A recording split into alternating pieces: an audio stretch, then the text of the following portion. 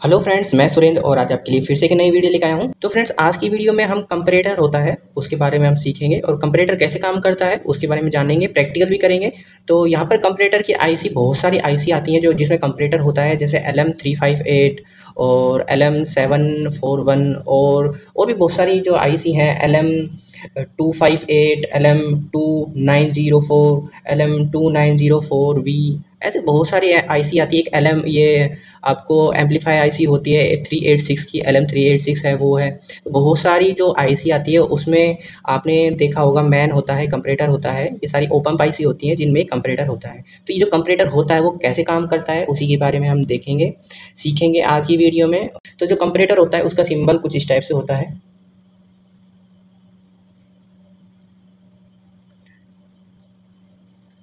यहाँ पर friends inverting और नॉन इन्वर्टिंग ये दो आईसी होती हैं, और सॉरी दो पिन होती हैं, इन्वर्टिंग और नॉन इन्वर्टिंग। तो ये फ्रेंड्स इनपुट के लिए होती हैं, यहाँ पर हमें इनपुट देना होता है और यहाँ पर हमें ये वोल्टेज इनपुट के लिए होता है, यानी कि ये वी इन होता है, ये वी इन होता है, यानी कि यहाँ पर वोल्टेज, ये आपको यहाँ पर वोल्टेज दी जाती है इनपुट के लिए। और बेसिकली ये हमारा कंपैरेटर होता है। जैसे फ्रेंड्स यहाँ पर मेरे पास एक ये डाटा शीट है, तो यहाँ मैं आपको दिखाऊं तो यहाँ आप देख सकते हो पिन कॉन्फ़िगरेशन में यहाँ पर ये जो है कंपैरेटर यहाँ लगा हुआ है, एक कंपैरेटर यहाँ, यानी कि इस आईसी में दो कंपैरेटर लगे हुए हैं। ये आप देख सकते हो, ये LM358 है, इसमें दो कंपैरेटर लग रहे हैं। अब ये कंपैरेटर काम कैसे करते हैं, इसकी वर्किंग प्रिंसिपल क्या है, ये हमें कैसे हम यूज़ कर सकते हैं इस आईसी को। तो यही आईसी नहीं है, एक यहाँ पर बहुत सारी आईसी हैं। तो ये कंपैरेटर होता है, कंपैरेटर की बहुत सारी आईसी हैं जिसमें कंपैरेटर लगा होता है। और एक मेरे पास आईसी और है LM, ये आप देख सकते हो LM324N, तो इसमें भी कंपैरेटर ही होता है, इसमें 4 कंपैरेटर होते हैं।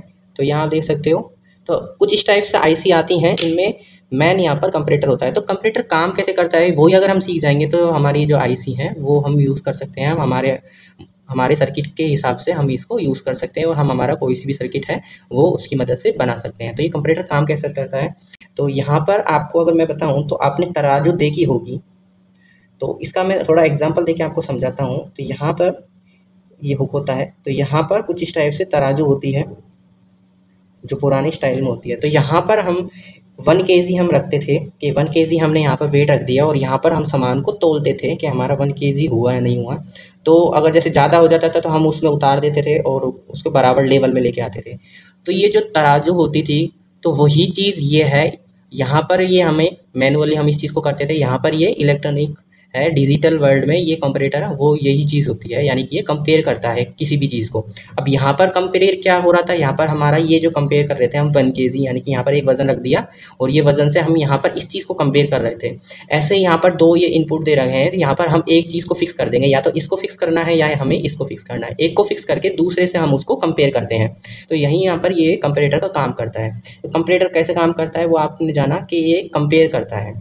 तो अब इसको पहले प्रैक्टिकली हम देखते हैं, समझाने से अच्छा है मैं आपको प्रैक्टिकली समझाऊं कि ये हमारे आईसी में कंपैरेटर काम कैसे करता है। तो यहाँ पर मैं ये जो है LM358 जो आईसी है इसी के बारे में ही थोड़ा सा मैं आपको दिखाता हूँ।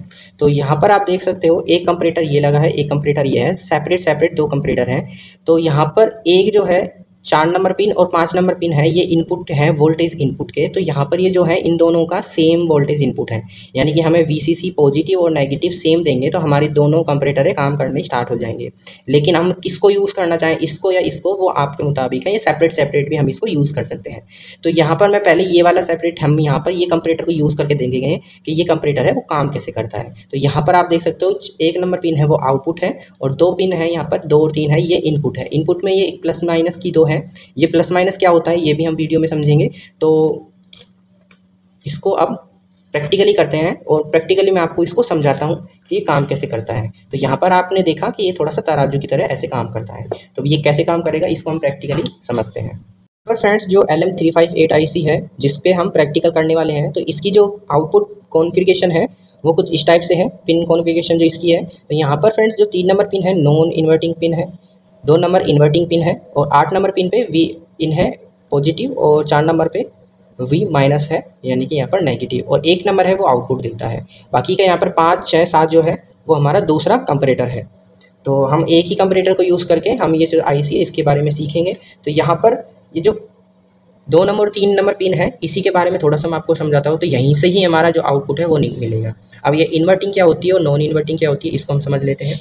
ये जो एसी करंट है, एसी करंट में यहाँ पर जैसे ये हाई जा रहा है और उसके बाद में लो जा रहा है, तो ये जो सिग्नल अगर हम 2 पे देंगे, ये यानी कि इन्वर्टिंग पिन पे देंगे, तो इन्वर्टिंग पिन क्या करती है, यहाँ पर ये जो भी सिग्नल है उसको पलट देती है या फिर चेंज कर देती है। जैसे कि यहाँ पर अब ये हाई आ रहा है, तो यहाँ पर जो आउटपुट आएगा, आउटपुट में जैसे ही अगर हम इसको 0 लाइन लेते हैं, तो यहाँ पर जैसे हाई आ रहा है, तो यहाँ पर ये डायरेक्ट इसको इन्वर्टिंग कर देगी और यहाँ पर लो आएगा। यानी कि जैसे ये हाई हो रहा है, यहाँ पर ये इसको लो आएगा और लो आके यहाँ 0 हो जाएगा, यहाँ पे भी 0 आ जाएगा। अब ये जैसे यहाँ लो आएगा, तो यहाँ पर ये हाई हो जाएगा और हाई होके फिर ये 0 हो जाएगा, यहाँ पे भी 0। अब यहाँ से जैसे ही हाई यानी कि ऊपर जा रहा है, तो यहाँ नीचे आएगा।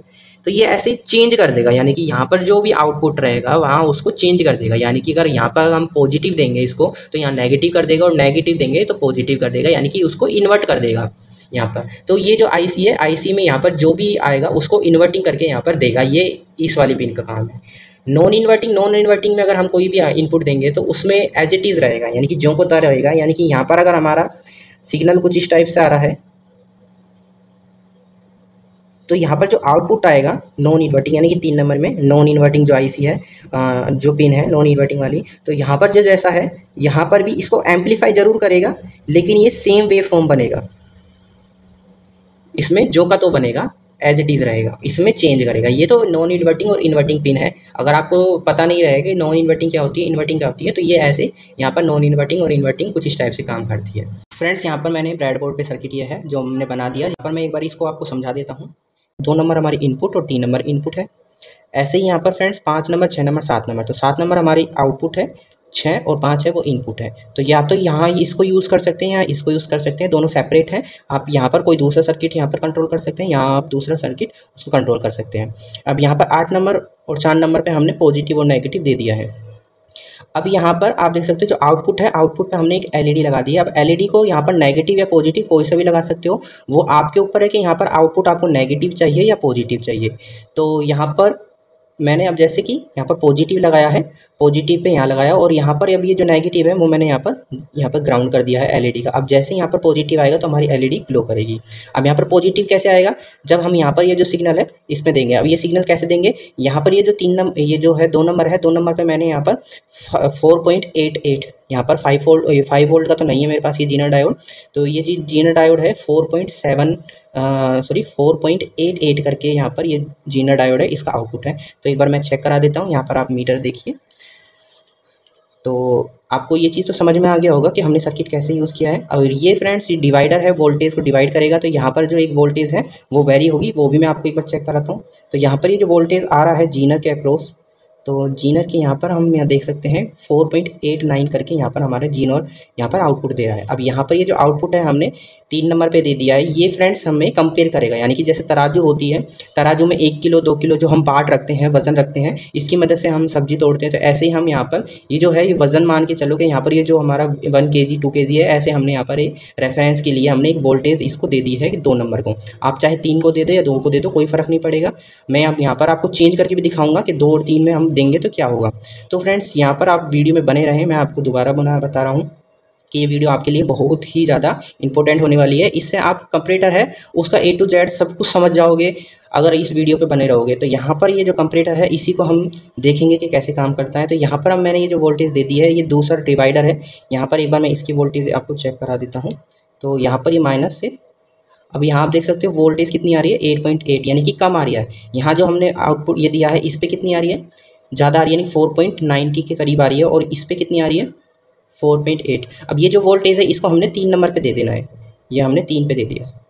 अब 3 पे देने पर ही ये हमारी है जो बंद हो गई है एलईडी। क्यों बंद हो गई है, अब यहाँ देखो, यहाँ पर वोल्टेज कितनी आ रही है, यहाँ आ रही है 4.89, यानी कि यहाँ पर 2 नंबर पे कितनी आ रही है 4.89, और यहाँ 88 करके आ रही है, यानी कि 89 से कम आ रही है। कम आ रही है तो हमारा जो आउटपुट पॉजिटिव आउटपुट है वो नहीं आ रहा है यहाँ पर। अब जैसे ही हम यहाँ पर ये जो वोल्टेज है इसको बढ़ाएंगे, इसको बढ़ाने के लिए मैं एक छोटा पेचकस ले लेता हूँ जिससे शो हो। तो यहाँ जैसे ही हम बढ़ाएंगे, वोल्टेज को भी एक बार देखते रहें मीटर पे, यहाँ पर यहाँ कम कर रहा हूँ, आप देख सो कितनी भी कम कर दो लाइट है वो नहीं ग्लो करेगी। और जैसे ही यहाँ पर जो हमारी 2 नंबर की वोल्टेज से ऊपर जाएगी वोल्टेज, तो हमारी लाइट है वो ग्लो कर जाएगी। ये देखो जैसे ऊपर गई लाइट ग्लो कर गई, और जैसे ही हम 90 से नीचे जाएंगे ऑफ हो गया। और जैसे ही हम 90 89 हो गया, आप देखो 90 के आसपास है। मीटर अगर 2 डिजिट यहाँ पर पीछे और एक और डिजिट होता, प्रॉपर यहाँ पर पता लग जाता कि हमारी कितनी वोल्टेज पे। यहाँ पर बिल्कुल पॉइंट टू पॉइंट यहाँ पर वोल्टेज होती है, उससे यहाँ पर ये चलता है। ये आप देख सकते हो। जैसे ही मैं थोड़ा सा भी कम कर देता हूँ, इसलिए मैंने ये जो पोटेंशियोमीटर है ये भी मैंने वो 10 वाला लगाया है, जो जिसमें ज़्यादा राउंड होते हैं, जिससे आपको प्रॉपर वोल्टेज समझ में आए। यहाँ आप देख सकते हो जैसे मैं थोड़ा सा घुमा रहा हूँ, जैसे घुमाने पर हमारी जो है ये 90 के आसपास चला गया, तो यहाँ पर ग्लो कर गया। और यहाँ आप देख सकते हो कितना आ रहा है, यहाँ आप देख सकते हो 88 के आसपास है। यहाँ पर इसको हम बढ़ाएंगे। अब इसको कितना भी बढ़ाते जाओ, हमारी लाइट है वो जलती रहेगी। यानी कि अब यहाँ पर ये कंपेयर कर रहा है। कंपेयर कैसे कर रहा है कि इस वोल्टेज से इसको वोल्टेज को कंपेयर कर रहा है, और जिससे हमारा आउटपुट है वो निकल रहा है। अब यहाँ पर ये वोल्टेज है, इसको हम चेंज कर देंगे, इस वाले को यहाँ दे देंगे, यहाँ को हम यहाँ, यानी कि ये जो इनपुट है और आउटपुट है इसको हम चेंज करते हैं और देखते हैं इस पर क्या फ़र्क पड़ता है। तो यहाँ हम इस वाले पॉजिटिव यहाँ पर जो आ रहा है सिग्नल, इसको हम 3 नंबर पे दे देते हैं, और ये जो वाला है इसको हम 2 नंबर पे दे देते हैं। अब यहाँ पर जैसे कि हमने लास्ट टाइम देखा था कि हमारा जो 2 नंबर है, 2 नंबर की वोल्टेज कितनी थी, अब यहाँ पर बढ़ गया है, क्योंकि यहाँ पर ये 2 नंबर यानी कि ये वाले पे फिक्स थी हमारी 4.889 करके, तो यहाँ पर ये फिक्स है वोल्टेज। अब हमने 3 नंबर को फिक्स कर दिया है, अब 4 नंबर है उससे हमें आउटपुट लेना है। अब जैसे हम ये जो ये 2 नंबर की पिन है, इससे हमें वेरी करना है। अब वेरी करने के लिए फिर से हम इसको करते हैं, और यहाँ अब ज़्यादा है, अब यहाँ जैसे हम कम करते जाएंगे, और ये आप देख सकते हो। अब यहाँ आप देख सकते हो वोल्टेज अगर कम रहेगी तो आउटपुट हमारा रहेगा, और वोल्टेज जैसे ही बढ़ेगी, और बढ़ने के बाद में 5 वोल्ट पे चली जाएगी, तो हमारा आउटपुट है ऑफ हो गया। जैसे बैटरी होती है फ्रेंड्स, बैटरी 4.2 पे हमारी फुल चार्ज हो जाती है, तो फुल चार्ज होने पर ऑटो कट ऑफ करना चाहिए, यानी कि जैसे ही 4.2 हो जाए तो हमारा आउटपुट है वो ऑफ हो जाना चाहिए। तो यहाँ पर ये वाला सर्किट हम यूज़ कर सकते हैं। कैसे कि यहाँ पर जैसे हमने इसको सेट कर दिया, रजिस्टर के थ्रू हम इसको सेट कर देंगे वोल्टेज को, यहाँ पर हम 4.2 दे देते हैं। अब जैसे 4.2 से नीचे हमारी वोल्टेज रहेगी, तो 4.2 मान के चलो कि 4.2 से अगर नीचे वोल्टेज रहेगी तो हमारा आउटपुट है वो चलता रहेगा, यानी कि यहाँ पर एलईडी ग्लो है, यानी कि यहाँ पर आउटपुट आ रहा है। जैसे ही हमारी बैटरी फुल हो जाएगी तो यानी कि वो 4.2 पे चली जाएगी।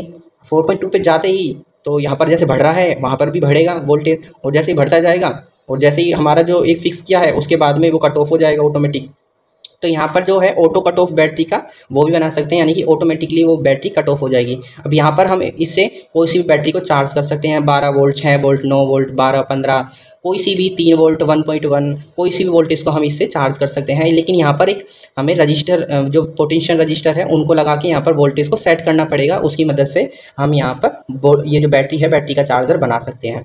यहाँ पर जो आउटपुट आएगा वो एक ट्रांजिस्टर के थ्रू हम बैटरी में दे देंगे तो एम्पियर भी बढ़ जाएगा। तो यहाँ पर फ्रेंड्स ये बहुत सिंपल है, इसी कोई और आगे जाके डेवलप कर सकते हैं, एक बड़ा सर्किट बना सकते हैं, एक आप कोई सा भी प्रोजेक्ट बना सकते हैं। इस वीडियो को देखने के बाद में अगर फिर भी कोई कंपैरेटर जो है उसको यूज़ करने में प्रॉब्लम आती है तो आप मेरे को बिंदास फ्रीली कमेंट कर सकते हैं, मैं उसका रिप्लाई ज़रूर दूंगा। और अगर कोई ज़्यादा प्रॉब्लम रहेगी तो इसके लिए मैं एक अलग से स्पेशल वीडियो भी बना दूंगा जिसमें आपकी जो प्रॉब्लम है उसको सोल्व किया जाएगा। तो फ्रेंड्स आपको वीडियो अब ये कैसी लगी आप मेरे को कमेंट कर सकते हैं, और इसके रिगार्डिंग कोई सी भी क्वेरी हो तो आप मेरे को कमेंट कर सकते हैं, उनका रिप्लाई मैं आपको ज़रूर दूंगा। तो आई होप फ्रेंड्स ये वीडियो आपको पसंद आई होगी, पसंद आए तो प्लीज़ लाइक कीजिए, चैनल को सब्सक्राइब कीजिए। मिलते हैं नेक्स्ट वीडियो में।